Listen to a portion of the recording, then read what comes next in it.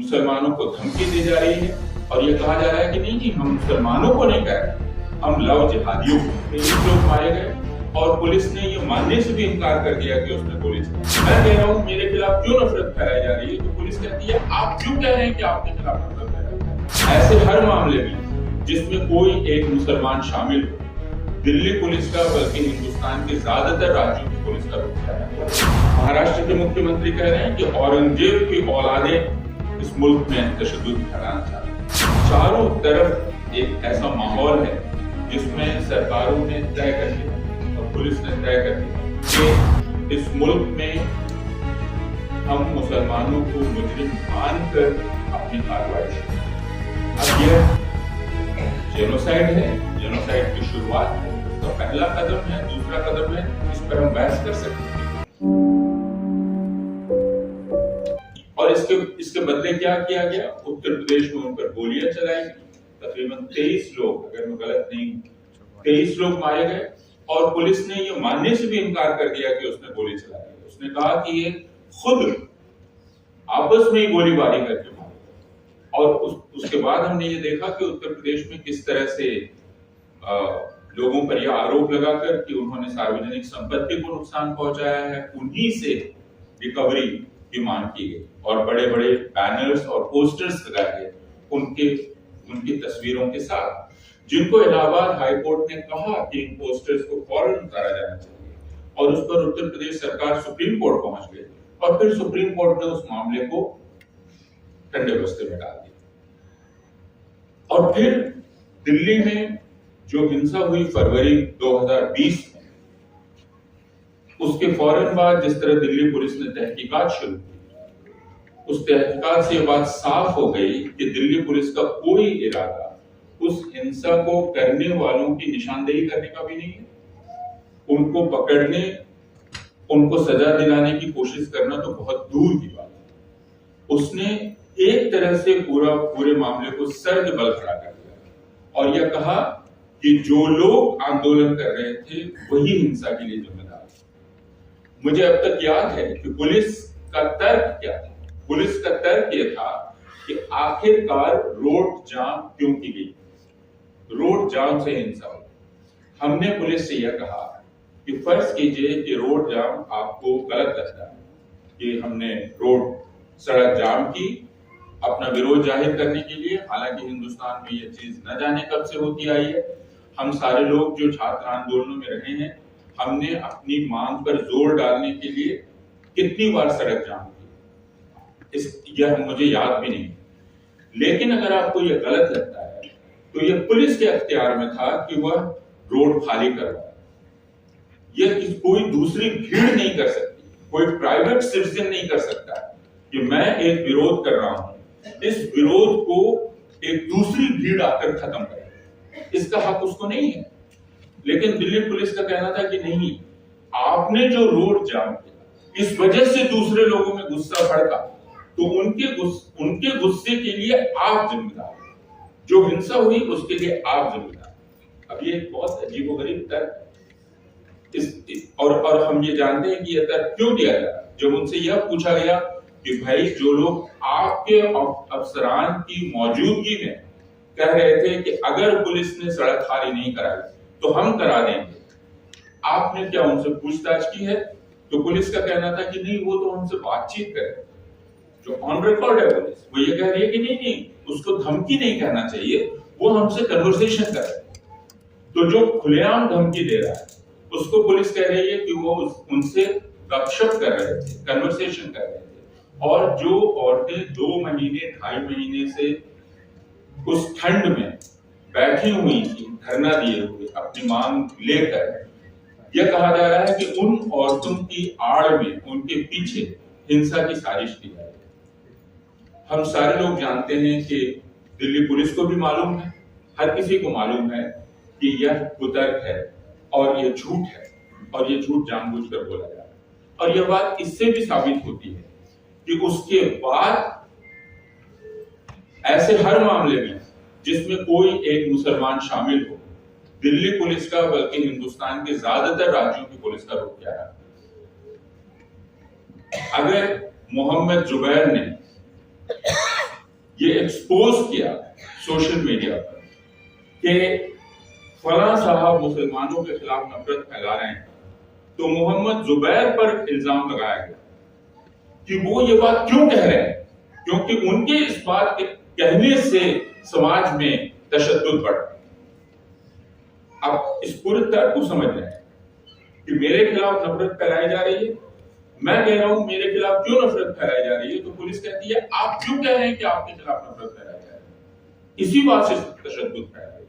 जो नफरत फैला रहा है वो तो फैला रहा है, उसको फैलाने दीजिए, वो गलत कर रहा है सही कर रहा है वो अलग बात है। तो ये जो पूरा माहौल है, और आज जब हम यहाँ बैठे हुए हैं तो कल उत्तराखंड में एक महापंचायत का ऐलान है, एक महापंचायत होने वाली है, उसके पोस्टर्स लगे हुए हैं, सोशल मीडिया पर वीडियोस घूम रहे हैं, मुसलमानों को धमकी दी जा रही है और ये कहा जा रहा है कि नहीं जी हम मुसलमानों को नहीं कह रहे, हम लव जिहादियों को कह रहे हैं। क्या सारे मुसलमान लव जिहादी हैं? तो फिर मुसलमान अपने ऊपर क्यों लेते हैं? हम तो लव जिहादियों को कह रहे हैं कि वो उत्तराखंड छोड़ो, हम मुसलमानों को नहीं कह रहे हैं। और महाराष्ट्र के मुख्यमंत्री कह रहे हैं कि औरंगजेब की औलादें इस मुल्क में तशद्दुद फैलाना चाहती हैं। तो चारों तरफ एक ऐसा माहौल है जिसमें सरकारों ने तय कर लिया है और पुलिस ने तय कर लिया है कि इस मुल्क में हम मुसलमानों को मुजरिम मानकर अपनी कार्रवाई शुरू करें। ये तय किया जा चुका है, हम इस जगह पहुंच चुके हैं। अब यह जेनोसाइड है, जेनोसाइड की शुरुआत है, उसका पहला कदम है, दूसरा कदम है, इस पर हम बहस कर सकते हैं। लेकिन आज जब इस मौके पर हम बैठे हुए हैं, यहाँ बैठकर आपस में बातचीत कर रहे हैं, उमर खालिद की गिरफ्तारी 1000 दिन, कुछ लोगों के 1300 दिन, 1200 दिन इनके पूरे होने पर, तो हम दरअसल जिस बात पर जोर देना चाहते हैं वो यह कि हम मुसलमान हों या हिंदू हों, हमारा पूरा अधिकार है कि हम अपने संवैधानिक अधिकार की हिफाजत के लिए आंदोलन कर सकें। हमारा ये अधिकार है कि अगर कोई सरकार हमारे संवैधानिक अधिकार को हमसे ले रही है तो हम उस सरकार की मुखालफत कर सकें। हमारा यह भी अधिकार है कि हम उस सरकार को हटाने की मुहिम चला सकें। यह हमारा जमहूरी हक है और यह हक हमसे कोई ले नहीं सकता, और यह हक हर किसी का बराबर का हक है। मुसलमान होने से यह हक कमतर नहीं हो जाता, घटकर हिंदुओं से कम करके यह हक मुसलमानों का नहीं होता है। उमर खालिद एक आजाद ख्याल हिंदुस्तानी शहरी की तरह अपनी बात कर रहे हैं, और उमर खालिद के पक्ष में यह कहने की हमें कोई आवश्यकता भी नहीं है कि वो अहिंसक तरीके से आंदोलन की बात करें, क्योंकि क्या हमें अब इस आंदोलन की वकालत करने की जरूरत होगी जो आंदोलन सीएए का था? हमें दरअसल यह कहना पड़ेगा कि पुलिस की पूरी तहकीकात और हिंदुस्तान की सरकार का पूरा रुख हिंदुस्तान के संविधान के खिलाफ है और हिंदुस्तान के शहरियों के खिलाफ। और उमर खालिद एक तरह से उस साजिश के शिकार हुए, जैसे शर्जील इमाम उस साजिश के शिकार हुए, जैसे गुलफिशा फातिमा उस साजिश के शिकार हुए। मैं उमर खालिद के बारे में सिर्फ यह कहना चाहता हूँ कि अगर आप नदीम ने बतलाया कि 1 साल या 1.5 साल लोअर कोर्ट में, 1 साल और फिर 6 महीने, तो इतना तो ट्रायल नहीं चलता। लेकिन ये उमर खालिद की जमानत की बहस चल रही है, और इस जमानत की बहस में एक तरह से उमर खालिद को मुजरिम करार दे दिया। यह कहा गया कि उमर खालिद अगर खामोश थे तो उस खामोशी में चालाकी है। क्यों? क्योंकि उमर खालिद पढ़ा लिखा आदमी है, वो बहुत ज़हीन है, उसका दिमाग बहुत तेज है, तो अगर वो खामोश है तो वो खामोशी के जरिए कोई इशारा कर रहा है। अगर वो अमन की बात कर रहा है तो इसका मतलब वो भी चालाकी है, क्योंकि वो बहुत पढ़ा लिखा है, वो बहुत तेज है, तो वो अमन जब कहता है तो उसका मतलब अमन नहीं होता। यह अदालत में ये सारी बहस चल रही है, और उस बहस को हम जानते हैं। उमर खालिद को 2016 से तय कर लिया गया कि एक ऐसा प्रतीक बना दिया जाएगा कि अगर मुसलमान नौजवान, शिक्षित मुसलमान नौजवान आत्मविश्वास के साथ आजाद दिमाग की तरफ बात करेगा तो उसे इस हिंदुस्तान में आजाद नहीं रहने देगा।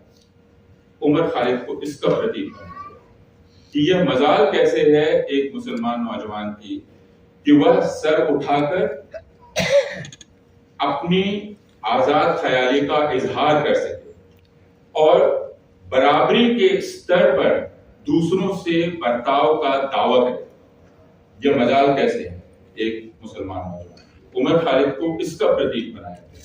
बाकी जितने लोग हैं वे उसी श्रेणी में आते हैं, चाहे शजील हो या गुलफिशा फातिमा हो।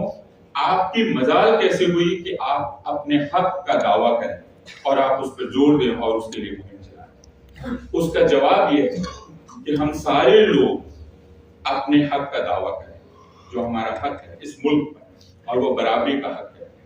और उसके लिए हमें किसी से प्रार्थना नहीं करनी। हमें ये नहीं बताना है कि नहीं हमारे पुरखे यही दफन है इसलिए ये मुल्क, यह तर्क हमें नहीं देना। यह तर्क कि हमारे पुरखों ने इस मुल्क को चुना था, पुरखों ने क्या किया था क्या नहीं किया था, यह अलग बात है। हम इस मुल्क में आज हैं और हमारे इस मुल्क में पैदा होने के बाद रहने की वजह से हमारा इस मुल्क पर बराबरी का हक है।